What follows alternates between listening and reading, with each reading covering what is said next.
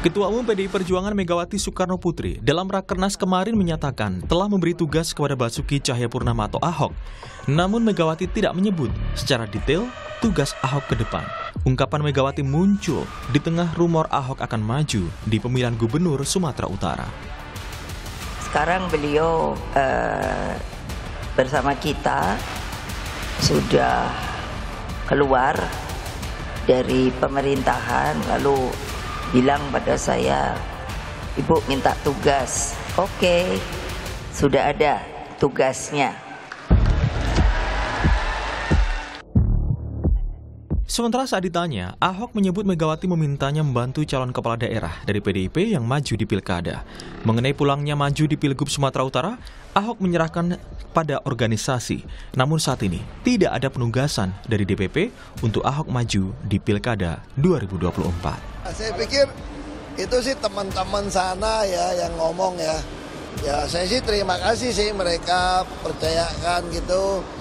Tapi kan kita kan organisasi kan kita penugasan di mana? Sejauh ini sih saya tidak dapat penugasan untuk di pilkada ya. Saya justru penugasan saya itu kayaknya nih membantu orang-orang yang mau maju pilkada ini.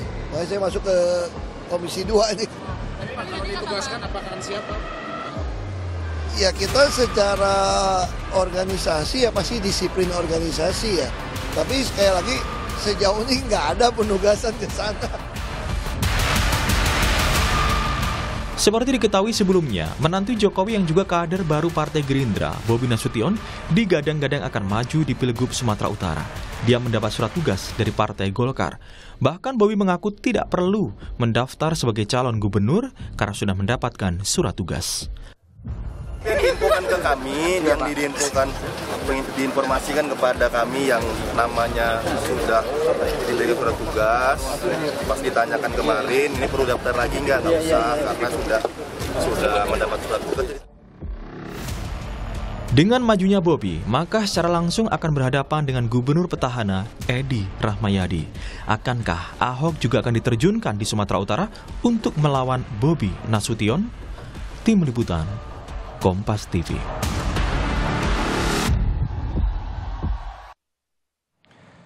Saudara, mantan Gubernur DKI Jakarta Basuki Cahayapurnama alias Ahok mendapat tugas dari kegiatan umum di PDI Perjuangan pada Pilkada 2024. Ahok digadang-gadang akan maju di pemilihan Gubernur Sumatera Utara meski hingga kini Ahok mengakui belum mendapat tugas dan perintah dari PDI Perjuangan. Lalu benarkah Ahok akan maju di Pilgub Sumut dan melawan menantu Jokowi Bobi Nasution? Pagi ini kita akan bahas dengan sejumlah narasumber. Ada Ciko Hakim, politisi PDI Perjuangan, lalu Ketua DPD Partai Gerindra Sumatera Utara, Gus Iwan Pasaribu, dan juga pengamat politik dari Universitas Sumatera Utara, USU Warjo. Selamat pagi Bapak-Bapak. Selamat pagi. Assalamualaikum warahmatullahi wabarakatuh. Waalaikumsalam warahmatullahi Sehat alhamdulillah. Ya, Bung Ciko, kemarin udah ditanya ya sama Bu Mega ya langsung ke Pak Ahok gitu. Kan siap menerima tugas, ya siap, oke saya kasih tugas, tapi tidak secara eksplisit sebenarnya Bu Mega memberikan tugas apa, dan Pak Ahok pun bilang sepertinya sih nggak maju di Pilgub tapi mensupervisi begitu teman-teman dari PDI Perjuangan yang ingin maju di Pilkada. Jadi konkretnya bagaimana tugasnya Pak Ahok ini sebenarnya? Memang belum ada kepastian dari PDI Perjuangan untuk bukan hanya Pak Ahok tapi juga untuk calon-calon kepala daerah yang lain atau bakal calon kepala daerah yang sudah mendaftar baik itu dari luar maupun dari internal. Kami belum memberikan penugasan yang definitif bagi siapapun untuk maju di 545 pilkada seluruh Indonesia. Jadi pada prinsipnya kalau kita bicara soal PDI Perjuangan, tentunya kita tahu bahwa kader-kader di PDI Perjuangan itu tegak lurus dengan aturan-aturan organisasi, dengan apa yang menjadi keputusan organisasi, dan yang terakhir tentu adalah keputusan yang tertinggi dari Ketua Umum. Jadi kita masih semua menunggu. Tetapi kalau kita bicara soal yang disampaikan Pak Ahok, itu sudah pasti bahwa kalaupun Pak Ahok maju dari daerah manapun, tentu dengan pengalaman beliau dan rekam jejak beliau ketika memimpin suatu daerah dan dianggap sukses dengan tingkat kepuasan publik yang tinggi, akan menjadi manfaat bagi calon-calon kepala daerah yang berada di seluruh Indonesia. Namun kami bicara kalau soal Sumatera Utara, kami sudah melakukan banyak komunikasi dengan beberapa calon atau bakal calon, salah satunya tentu Pak Edi Rahmayadi sendiri sebagai incumbent, dan juga kalau kita bicara dari internal, banyak sekali alhamdulillah bagi PDI Perjuangan tokoh-tokoh yang berasal dari Sumut yang menjadi tokoh-tokoh nasional gitu, tetapi juga tokoh-tokoh yang bukan asal Sumatera Utara namun cukup populer dan dikenal dan juga mempunyai elektabilitas yang lumayan di Sumatera Utara seperti Pak Ahok, Pak Jarot, dan lain-lain. Jadi kita masih menunggu juga, Radi, sama-sama. Ya. Jadi masih nunggu sama-sama. Tapi kalau lihat peta politik Sumatera Utara, ini ya saya juga membaca banyak berita begitu di online maupun surat kabar maupun juga berita televisi yang lain begitu ya. Ini memang sejumlah politisi PDI Perjuangan lah boleh dibilang memang mengakui ada potensi Pak Ahok ini ke Sumatera Utara. Tapi kemarin kan juga ada Pak Edi Rahmayadi yang sudah mendaftar ke PDI Perjuangan gitu kira-kira. Ini gimana dinamikanya di Sumatera Utara sejauh ini di internal yang Anda ketahui, Bung Ciko? Ya semuanya nanti akan melalui proses penjaringan. Nah, proses penjaringan ini kan bukan masalah like or dislike. Proses penjaringan ini juga harus melalui tahapan-tahapan yang menggunakan variabel-variabel yang ilmiah. Misalnya kita bicara soal survei. Kalau kita bicara tentang Pak Edi Rahmayadi yang cukup populer juga di akar rumput PDI Perjuangan dan juga tentunya sebagai incumbent sangat dikenal dan cukup berhasil dalam memimpin Sumatera Utara. Itu juga harus ada survei nanti soal tingkat kepuasan publik atau approval rating, ya, kemudian survei elektabilitas. Begitu juga dengan yang sudah mendaftar calon-calon lain. Saya belum mendapatkan listnya, tetapi begitu juga apabila kita ingin dari pihak internal untuk turut maju, baik itu untuk sebagai calon gubernur atau calon wakil gubernur, semuanya harus melalui proses yang sama gitu. Tidak bisa berandai-andai atau mengira-ngira, oh kayaknya dia populer di situ, ya nggak gitu. Jadi semuanya harus melalui tahapan-tahapan karena kita dari PDI Perjuangan mempunyai target untuk menang di atas 50% dari seluruh pilkada serentak yang ada. Jadi kita betul-betul perlahan tapi sangat cermat untuk menilai dan menjaring para calon. Oke, saya ke Pak Gus Irawan. Pak Gus, kalau kemarin sudah Bobi Nasution sudah declare sebagai bagian dari Partai Gerindra begitu ya, termasuk saat ini juga ada di posisinya ada di Sumatera Utara sebagai wali kota Medan. Nah, kalau dinamika di Gerindra, kemarin rekomendasi Bobi kan saat ini masih dari Golkar, dari Gerindra sendiri bagaimana? Ya, kami ada keputusan Rakornas 7 Mei yang lalu, itu memprioritaskan kader internal untuk maju di pemilu kada serentak ini.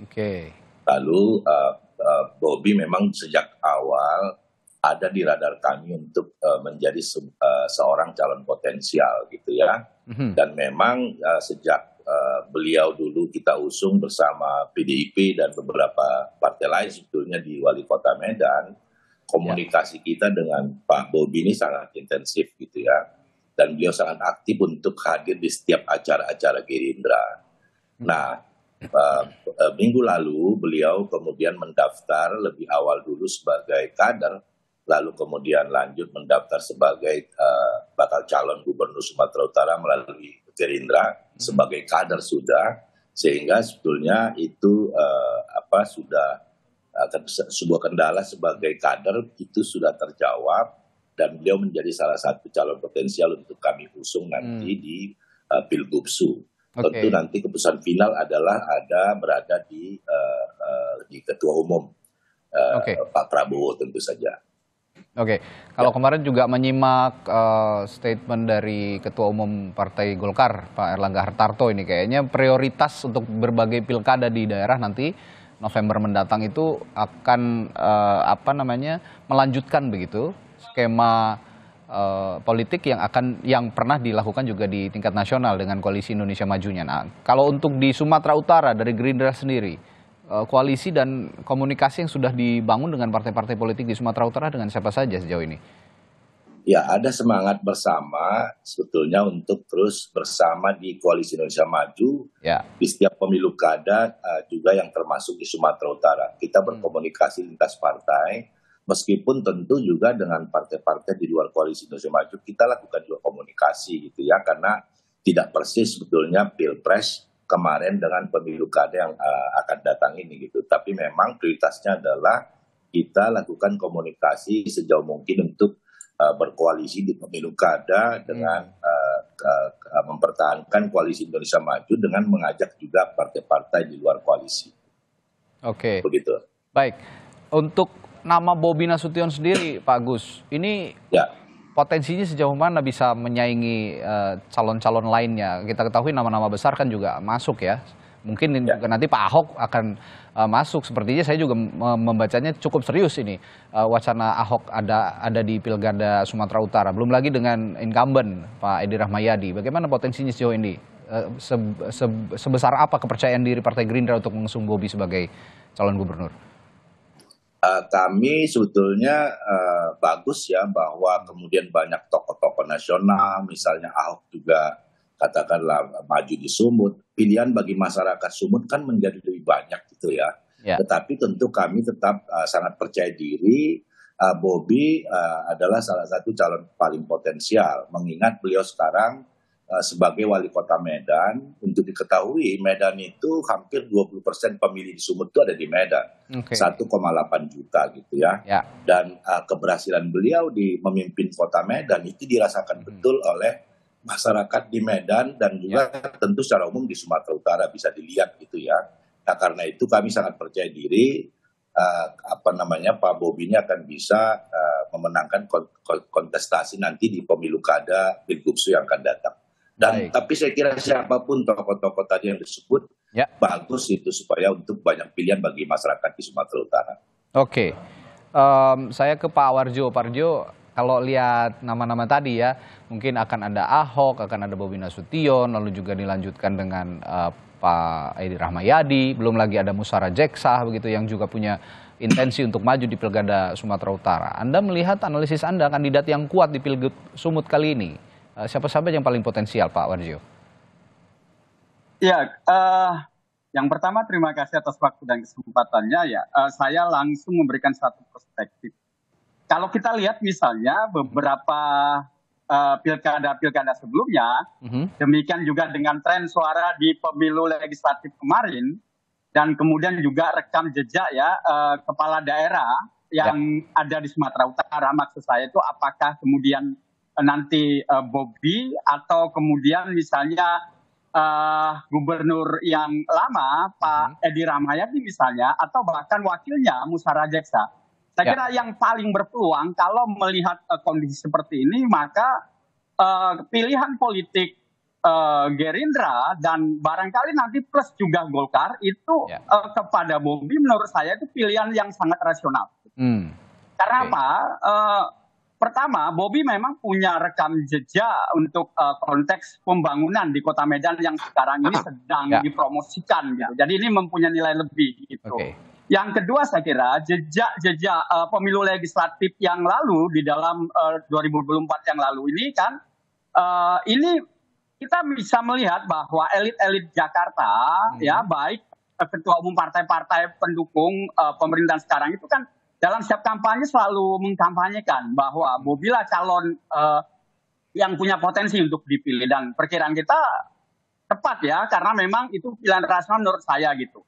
Dibandingkan dengan calon lain, saya kira beberapa pertimbangan penting yang harus diperhatikan bahwa sekarang ini di Sumatera Utara itu lebih daripada 50% gitu ya, hampir mencapai 60 lebih itu pemilihnya bersumber daripada pemilih pemula gitu, generasi muda. Gitu. Nah kalau kita bandingkan siapa kira-kira calon yang representasinya untuk pemilih pemula, tentu bisa dijawab dengan tegas itu adalah Bobi. Sementara Pak Edi Rahmayadi bahkan Ahok mudanya itu ya? Itu tidak tidak merepresentasikan itu, dan bagi anak muda itu kan terkesan gitu ya, tidak dianggap belum bisa mengikuti perkembangan mereka. Saya kira ini kondisi penting dan itu sudah dibuktikan dengan dukungan di dalam pemilu legislatif. Jadi kalau kemudian misalnya Gerindra bahkan nanti misalnya Golkar mendukung Bobi misalnya, saya kira mereka atau partai-partai ini sangat welcoming kalau misalnya Edi Rahmayadi akan maju bersama dengan Ahok misalnya begitu ya. Karena itu akan membuka jalan kesempatan Bobi untuk menang gitu.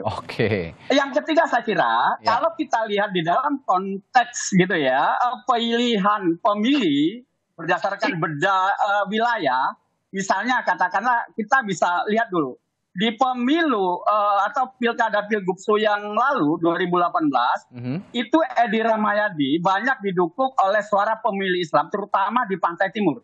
Sementara itu di pantai barat itu banyak didominasi oleh Sihar ya bersama dengan Pak siapa yang dari PDIP juga yang kemarin kan ternyata suaranya kalau kita bandingkan juga Pak Edi Rahmayadi banyak didukung oleh pemilih-pemilih di Pantai Timur yang umumnya mayoritas Islam.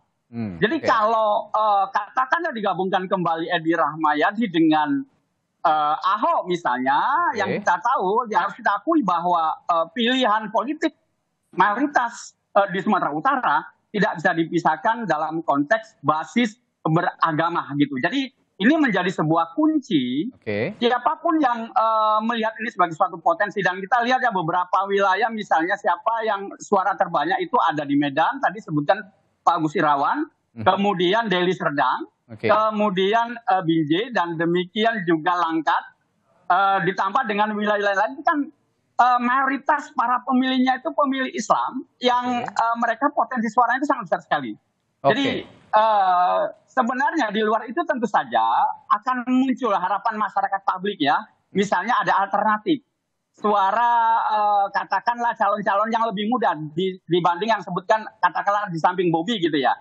Cuman persoalannya gitu kan, Bobi bersama dengan Partai Gerindra, demikian juga dengan Golkar. Ini secara infrastruktur politik ini kan punya psikologi yang kuat kemenangan. Hasil daripada pemilu legislatif yang lalu begitu. Di samping itu birokrasi baik di tingkat pusat sampai di daerah bahkan di Kabupaten Sumatera Utara itu banyak dikuasai oleh infrastruktur yang punya aliran kuat dengan Partai Gerindra ataupun Golkar. Jadi saya kira ini memang betul-betul mesin politik yang punya kesempatan besar jika kemudian itu digelindingkan untuk Bobi maju begitu. Jadi ini sebenarnya Pak Wardio, kalau kita bicara head to head berarti Anda mau mengatakan bahwa sosok Bobi seorang begitu, itu lawannya akan bisa ditandingi oleh siapa nanti yang akan berpasangan dengan Ahok ataupun juga dengan Edi Rahmayadi. Kira-kira seperti itu ya. Ini gabungan dinamika politik yang terjadi di Pilgub. Betul. Kecuali misal gitu ya, ada muncul sosok misalnya Musara Jeksa yang akan maju sebagai head to head juga dengan Bobi. Tapi persoalannya saya yakin bahwa keputusan politik di Jakarta juga akhirnya termasuk Golkar juga akan memilih Bobi kan. Jadi ini akan menjadi sebuah kesempatan besar bagi Bobi jika head to head misalnya dengan Edi Rahmayadi atau bahkan plus misalnya dengan Ahok. Jadi ini saya kira kansnya itu akan dimiliki oleh Bobi melihat rekam jejak pilkada yang telah ada. Dan ingat gitu ya, masyarakat Sumatera Utara itu masih punya dampak hasil pilkada 2017 di Jakarta. Apa buktinya? Buktinya adalah di dalam pilkada atau pilgubsu 2018 yang lalu. Yang waktu itu menghead-to-headkan dengan misalnya Sihar gitu ya. Dengan Pak Jarod ya. Pak Edi gitu. Jadi saya kira memang itu berdampak pada pilihan politik masyarakat Sumatera Utara gitu. Jadi saya kira ini akan menjadi poin penting. Ini tapi 5 tahun sudah berlalu begitu, mungkin ada dinamika yang baru. Saya akan tanyakan juga ke Bung Ciko, sekuat itukah Bobi di Sumatera Utara menurut pandangan Anda, Bung Ciko? Kita tahu bahwa apa yang tadi disampaikan adalah hal-hal yang semuanya benar apa yang disampaikan oleh Pak Wardio ya. Tapi kan itu semua saya rasa itu normatif. Jadi ada faktor-faktor X juga yang bisa membuat Bobi lebih kuat daripada calon-calon yang lain ya kan. Dia adalah anak mantu dari Presiden Jokowi ya kan.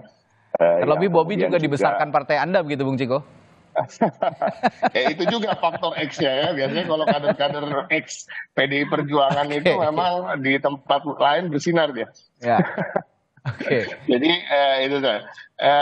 Pada intinya ya memang, tapi kan kita tahu sendiri pertarungan pilkada atau pertarungan pilpres misalnya atau pertarungan lain ya, kontestasi politik itu semua itu akan betul-betul terlihat ketika betul-betul pertarungan itu berjalan ya kan. Kalau kita bicara soal hasil survei yang dianggap ilmiah pun sekalipun ya kan, dalam perjalanannya bisa terbantahkan dengan hasil kan, dari pilkada atau pemilihan apapun itu. Jadi kita pada prinsipnya bagi PDI Perjuangan kita tidak sekarang bukan prioritas kami tidak memikirkan terkait calon lain, karena kami fokus untuk melakukan penjaringan di internal maupun penjaringan dari calon-calon dari eksternal yang mendaftar atau yang memang kami anggap pantas untuk mewakili rakyat di provinsi maupun kabupaten kota tersebut. Ya, menarik sekali kita lihat peta politik yang ada di Sumatera Utara ini ya. Kalau dibilang tadi oleh Pak Gus Irawan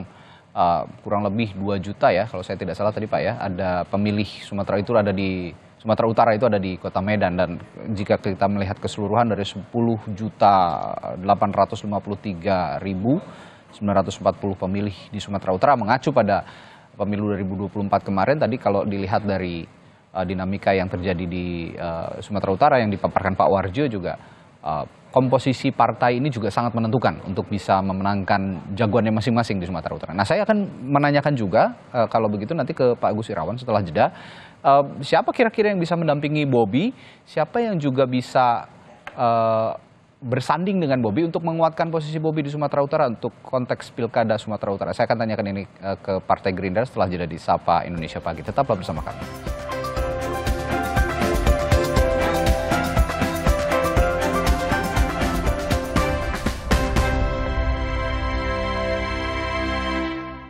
Masih membahas kans atau peluang besar potensi Basuki Cahayapurnama atau Ahok berlaga di Pilgub Sumatera Utara untuk melawan Bobi Nasution yang sepertinya saat ini potensinya cukup besar dan elektabilitasnya cukup baik begitu ya di Sumatera Utara. Saya tadi bertanya ke Pak Gus Irawan, Pak Gus, kalau dalam konteks kompetisi politik gitu, saya bertanya seperti ini, siapa yang paling potensial menjadi lawan serius bagi Bobi Nasution di Pilkada Sumatera Utara, dan siapa juga yang bisa mendampingi Bobi dalam rangka penguatan posisi elektabilitas pasangan calon begitu di Pilkada Sumatera Utara bersama Bobi Nasution?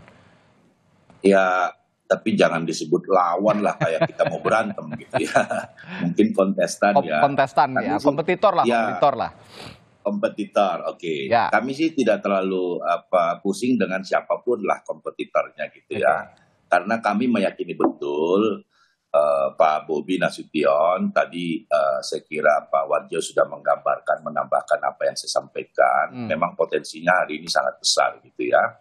Nah, kemudian tentu kalau untuk wakilnya pasti nanti akan kita bicarakan, tentu ya, karena kan nanti akan koalisi nih. Karena Pak Bobi sudah representasi Gerindra, ya tentu nanti kami Gerindra ikhlas untuk kemudian wakilnya adalah dari teman koalisi partai lain misalnya. Gitu. Jadi belum sampai ke sana pembicaraan, tapi pasti akan kita bicarakan di koalisi bersama tentu Pak Bobinya. Kita tentu ingin keterwakilan dari koalisi, tetapi juga yang punya chemistry yang pas, cocok dengan Pak Bobinya sendiri kan begitu. Jadi belum sampai ke sana kita. Kalau Ahok sendiri sebagai kompetitor nanti potensinya bagaimana menurut Anda? Bagus juga Ahok, karena setahu saya istrinya yang pertama dulu itu Bu Vero ya, itu kan orang Medan, anak Medan gitu. Ada juga ininya. Ada kedekatan lah ya, ada proximity juga ya. Kedekatan. Iya, bagus juga Pak Ahok, saya kira kita sambut baik jadi kompetitor juga di sana. Atau siapapun lah, tapi Ahok saya kira punya pertalian juga dengan Medan, Sumatera Utara. Istrinya itu adalah orang Medan. Baik. Bagus. Baik. Nah, ini saya juga harus tanyakan ini ke Pak Gus Irawan soal Partai Golkar yang juga punya nama Musara Jeksah. Ini kan kalau tadi Bobi ini diusung oleh Partai Golkar sejauh ini begitu ya. Tapi nama Musara Jeksah juga sepertinya menguat untuk jadi untuk dicalonkan karena ya sama-sama punya posisi yang daya tawar yang kuat untuk menjadi calon gubernur begitu. Nah, bagaimana jika memang nanti Gerindra dan Partai Golkar ini juga sepertinya tidak lagi satu iring berjalan bersama jika memang Musara Jeksa dan Bobi ini sama-sama ingin berkompetisi begitu. Ya, saya ada pembicaraan ya sesama ketua DPD provinsi, saya di Gerindra, Pak Ijek itu di Golkar. Memang kita ingin membangun komunikasi, kami sudah bicara-bicara juga untuk tetap bersama di pemilu kada, gitu ya. Nah, misalnya kalau di satu tempat, satu daerah itu Golkarnya lebih besar dan punya kader yang siap, mereka nomor satu, baru kami nomor dua, atau sebaliknya begitu. Jadi kami berharap tentu untuk Pilgub pun Gerindra tetap bersama Golkar, gitu loh. Jadi kami belum melihat tidak akan bersama, ya, gitu. Jadi potensinya sebetulnya kami akan bersama. Kami harapan besar juga akan bersama. Kalau bersama rasanya kita akan semakin kuat untuk kemudian berhadapan dengan kompetitor lain dari siapapun, ya, siapapun kompetitornya itu gitu. Oke.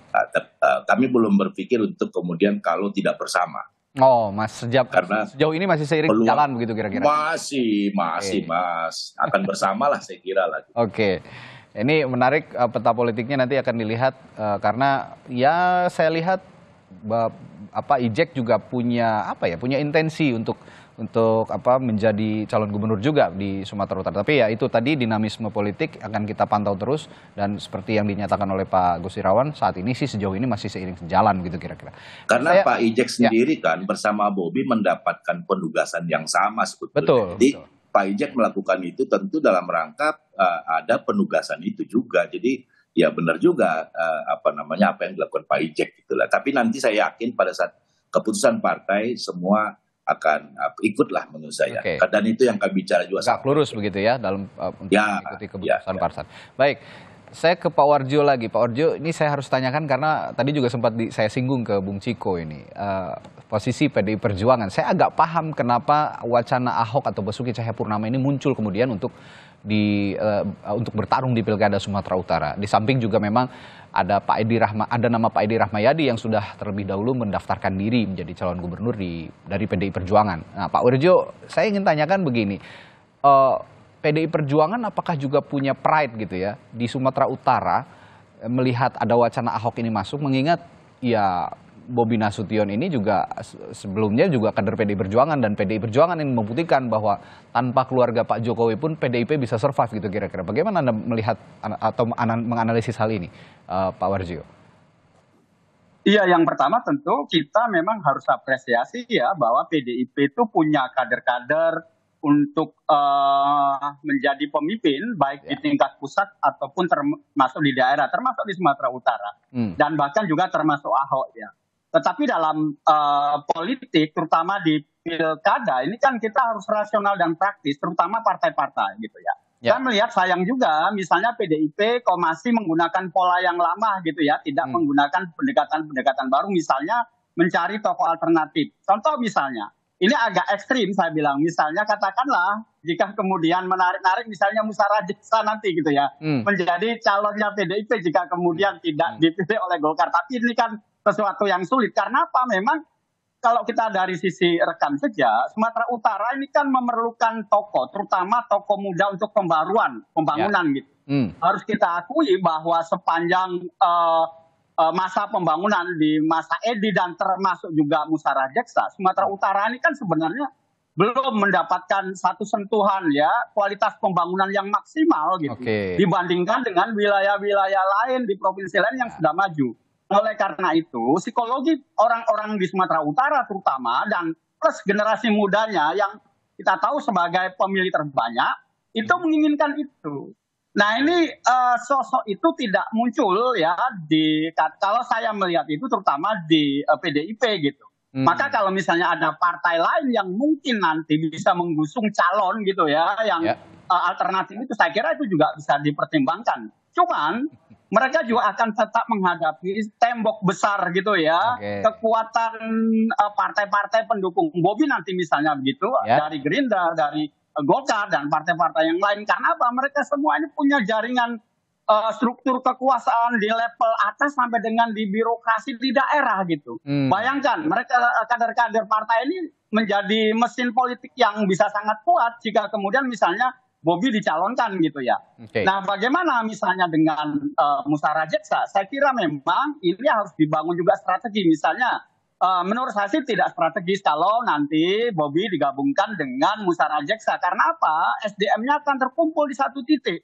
Biarlah misalnya musyawarah jeksa akan jadi menteri misalnya, sehingga kemudian kedudukan legislatifnya di legislatif karena dia terpilih dia ada digantikan juga oleh posisi kader Golkar yang lain, sehingga Golkar bisa kemana-mana dan bisa banyak mempengaruhi dalam konteks pertimbangan politik baik di tingkat pusat atau di nasional. Cuma nanti ini tentu saja tergantung gitu ya, deal politik misalnya katakanlah untuk Medan, itu mungkin nanti akan diserahkan di Golkar misalnya. Jadi dalam kaitannya PDIP saya kira memang PDIP menurut saya sangat disayangkan jika kemudian misalnya tidak mengambil sebuah strategi pendekatan baru untuk memunculkan calon-calon yang memang bisa head to head gitu ya dengan Bobi lah katakanlah gitu ya. Menandingi sosok mudanya Bobi gitu ya. Baru.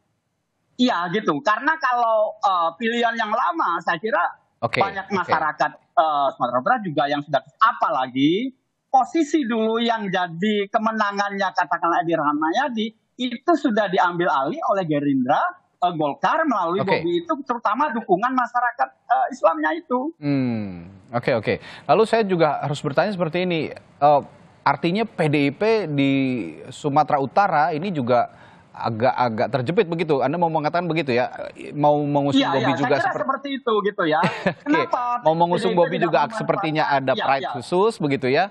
Tidak mengusung juga sepertinya belum ada calon yang bisa menandingi begitu. Kira-kira Pak. Betul. Malah kalau menurut saya begini, ini Sumatera Utara menjadi batu lompatan untuk membangun strategi baru PDIP dengan mencalonkan calon-calon yang lebih representatif. Iya. Karena apa? Di tingkat pusat itu ada sinyal sudah ada oposisi gitu kan. Maka sebenarnya kalau berani membangun oposisi di kabupaten, kota, provinsi melalui pilkada termasuk di Sumatera Utara, PDIP bisa menjadi harapan baru dengan munculnya tokoh-tokoh baru gitu. Karena apa? Kedua calon baik Pak Edi, Pak Ahok ini juga sudah punya rekam jejak misalnya di Pilkada Jakarta 2017 gitu ya, Ahok kalah gitu ya. Demikian juga di 2018 Edi Rahmayadi menang, tapi dukungan masanya sekarang akan beralih kepada Bobi dengan dukungan Partai Gerindra, Golkar dan partai pendukungnya. Jadi tidak ada harapan di situ menurut saya. Termasuk disclaimer Anda tadi bahwa kepemimpinan Edi Rahmayadi di Sumatera Utara sepertinya belum juga punya dampak yang signifikan begitu untuk masyarakat Sumatera Utara, begitu ya? Betul. Jadi ini menjadi kekecewaan juga ya di masyarakat Sumatera Utara itu. Ya, kalau gitu saya tanyain ini ke Bung Ciko nih. Ini kalau kata Pak Roajio ini momentum nih Bung Ciko. Kalau sekarang Sumatera Utara ini butuh perubahan lah kira-kira seperti itu. Untuk menandingi Bobi Nasution perlu juga sosok muda. Nah, sosok baru juga diperlukan kira-kira. Ada nggak PDIP yang bisa dikedepankan begitu, sosok-sosok baru di luar mungkin nama-nama yang sudah berseliweran saat ini?